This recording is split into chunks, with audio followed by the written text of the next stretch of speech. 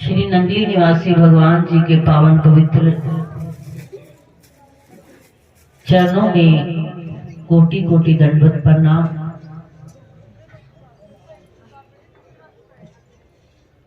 और अपने अपने भाव को लेकर के आए हुए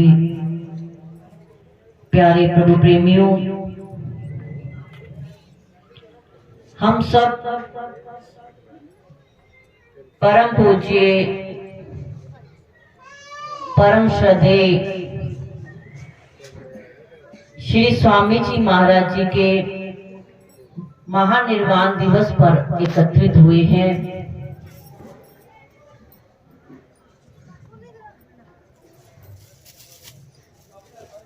और उनके सानिध्य में आकर के अपने जीवन के उद्देश्य के बारे में जान रहे हैं कि ये जीव क्या कर रहा है और इसे क्या करना है।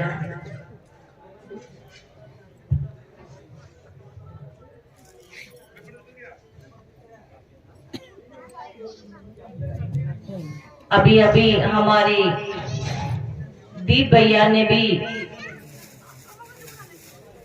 ये समझाया है, कहा है कि ये जीव इस संसार में आकर के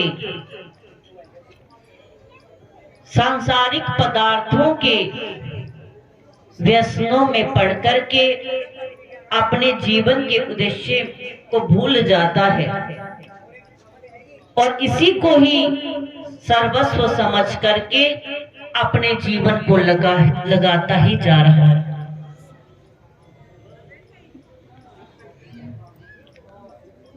और संत महान पुरुष जो इस धराधाम पर आए और उन्होंने कमाइयां की, भजन सिमरन किया, हम सबके हित के लिए, हम सबके परोपकार के लिए, लेकिन आज हम उनकी कमाइयों को याद नहीं करते,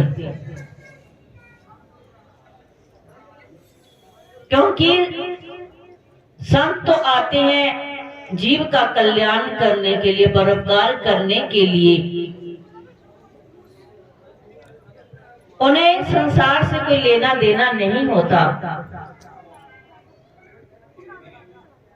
और आना भी आवश्यक नहीं होता, लेकिन फिर भी वो आते हैं। क्यों? क्योंकि हम जैसे भूले भटके जीव जो मोह निद्रा में सो रहे हैं, उनको जगाने के लिए महान पुरुष धरा पर अवतरित होते हैं। और ऐसे संत महान पुरुष परम पूज्य श्री स्वामी जी महाराज जी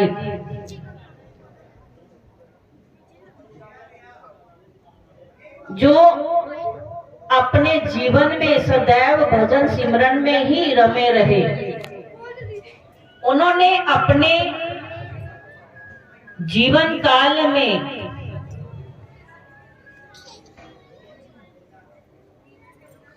बस प्रभु का सिमरन किया, गुरु महाराज जी का सिमरन किया, नाम की कमाई की। और जो जो भी उनकी शरण में आया सबको यही सिखाया, यही प्रेरणा दी।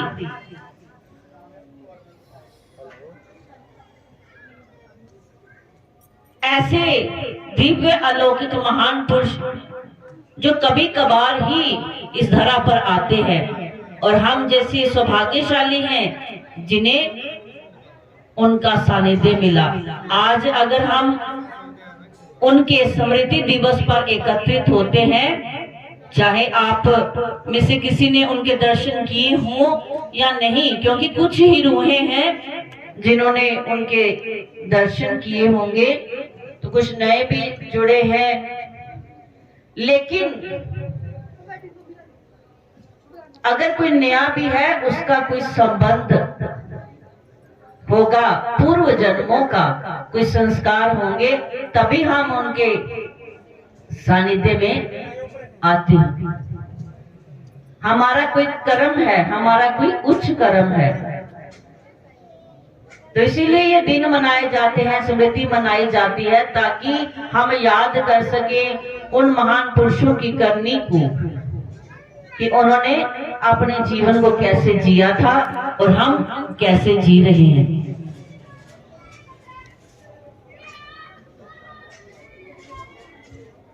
आज का ये कलिकाल का ऐसा प्रभाव है, आज जीव मायावी पदार्थों में फंस चुका है और उसमें से निकल नहीं पा रहा। भजन सिमरन के लिए तो समय ही नहीं है। और जैसे कोल्हू का बैल होता है तो वो सारा दिन चलता है, सारा दिन चलता है, तो उसको कोई पूछता है कि तू सारा दिन चलता है तो पहुंचा कहाँ है? तो उसने कहा पहुंचा तो मैं कहीं नहीं हूं, शाम को तो मैं वहीं खड़ा हो जाता हूं जहां से सुबह से मैंने शुरुआत की थी। चलता तो बहुत हूं लेकिन पहुंचा कहीं भी नहीं। सारा दिन तो वो चल रहा है और ना जाने कितने मील चल पड़ता होगा वो, लेकिन इतना चल के भी वो पहुंचा कहीं भी नहीं होता। वो वहीं का वहीं होता है जहां शुरुआत की होती है। ऐसे ही जीवों का भी, हम जैसे जीवों का भी यही हाल है कि चलते तो बहुत है, उम्र भी बीत रही है, समय भी बीत रहा है, जमाना भी बीत रहा है, लेकिन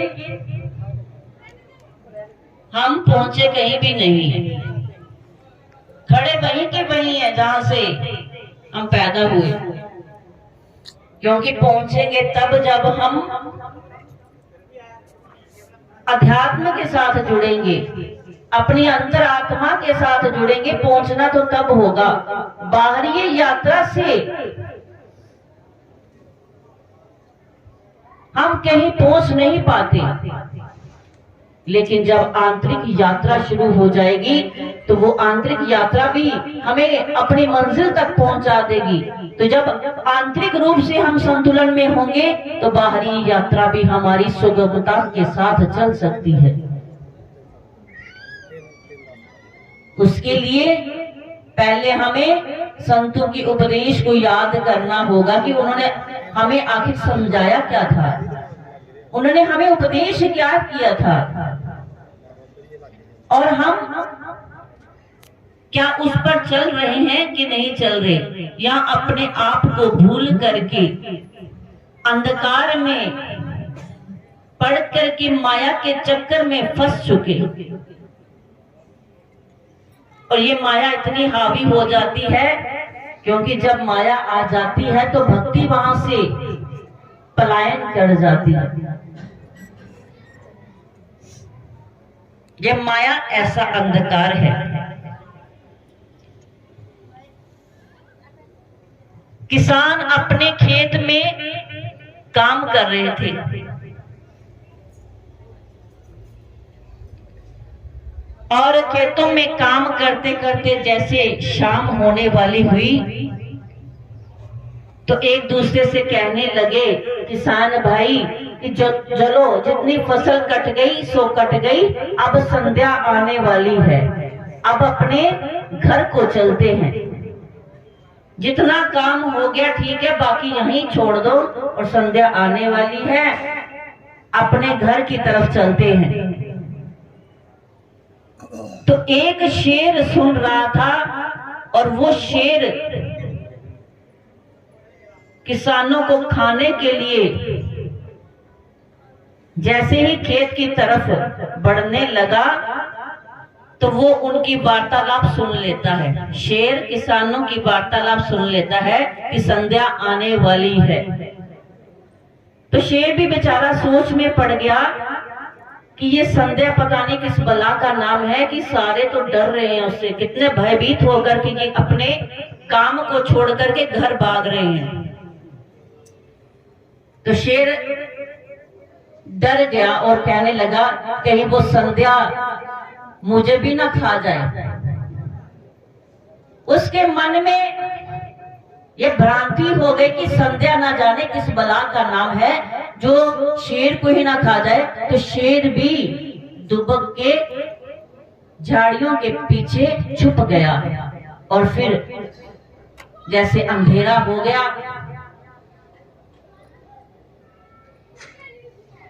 तो उस गांव के कुमार का गधा गुम हो गया था रात को। तो वो उस गधे की खोज में बाहर निकलता है खेतों की तरफ।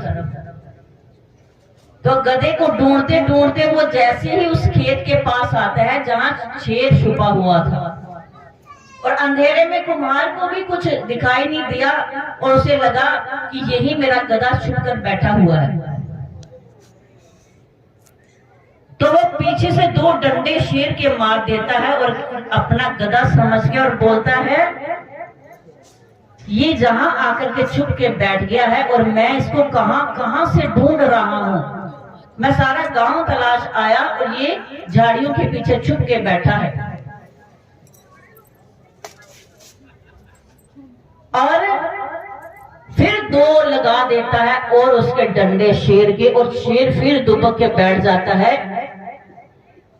तो शेर क्या समझता है, ये वही संध्या है जो किसानों को मारने के लिए आई थी। तो शेर भी कहने लगा, वाह, मैं इतनी बचने की कोशिश कर रहा था संध्या से, लेकिन ये बला आ ही गई है, इसने मुझे पकड़ लिया।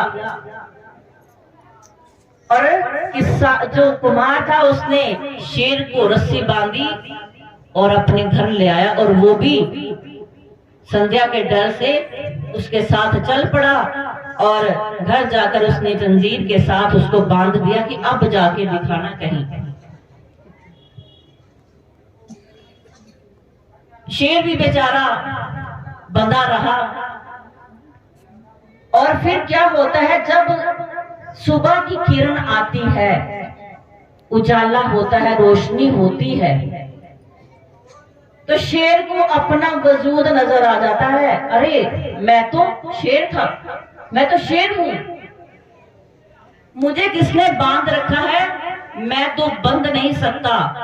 उसे अपनी पहचान हुई किससे, प्रकाश से, रोशनी से। मैं तो शेर हूं, मुझे इन जंजीरों रस्सियों से मुझे तो किसी का डर नहीं।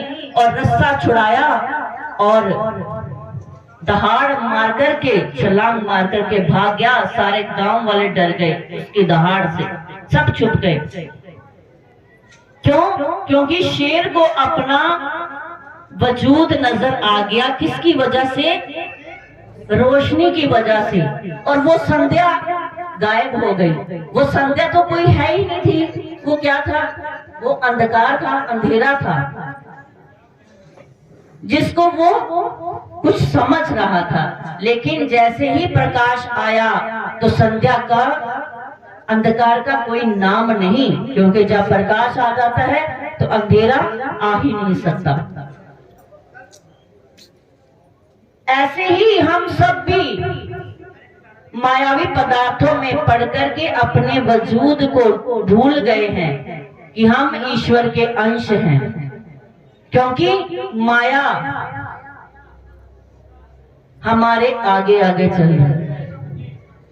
जब तक सूरज के सामने हमारी पीठ होगी तो माया हमारे आगे आगे, और जब हम सूरज के सामने मुख कर लेंगे तो वो हमारे पीछे पीछे चलेगी, छाया हमारी। जब हम सूर्य की तरफ मुख कर लेते हैं तो छाया पीछे आ जाती है, पीठ कर लेते हैं तो वो आगे आ जाती है। तो ये भी भक्ति का भी ऐसा ही नियम है। जब तक हम अपने गुरुदेव के भजन में नहीं लगेंगे तो माया आगे आगे आती ही जाएगी। ये अंधेरा, ये माया का अंधकार हमें परेशान करता ही जाएगा। और जब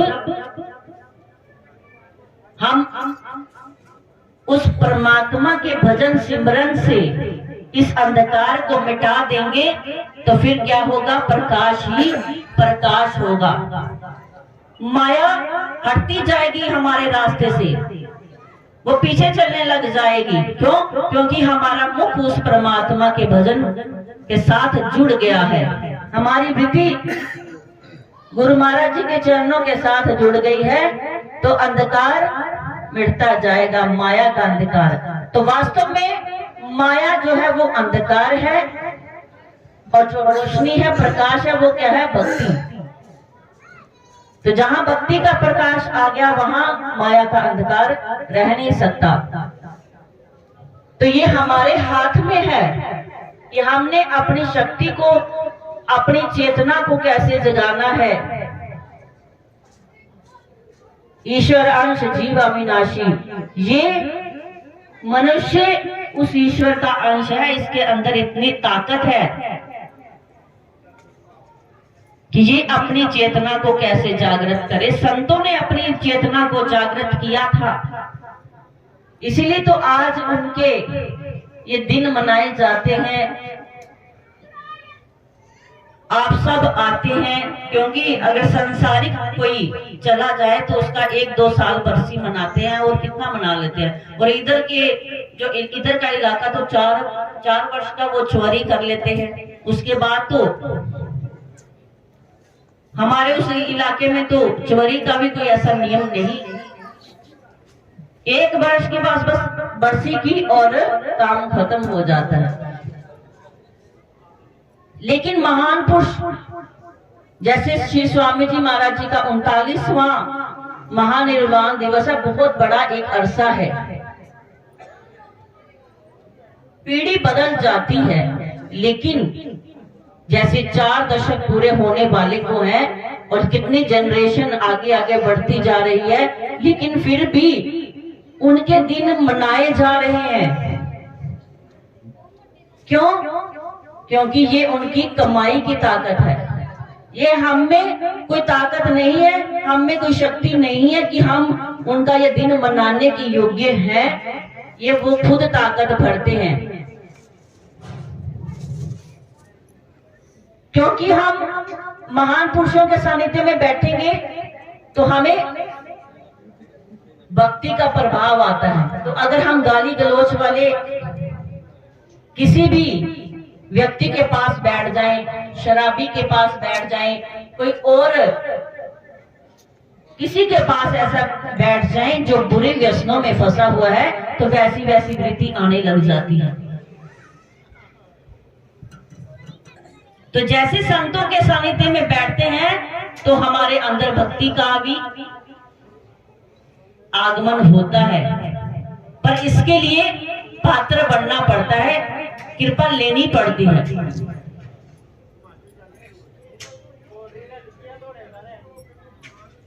तो पात्र बनने के लिए पहले संतों के सानिध्य में आना पड़ता है। आप सबको पता है कि अच्छे संस्कार देने बड़े मुश्किल हैं, और बुरे संस्कार तो खुद ही आ जाते हैं। वो बिन बुलाए मेहमान होते हैं। बुरी आदतें आप खुद देख लो अपने बच्चों को,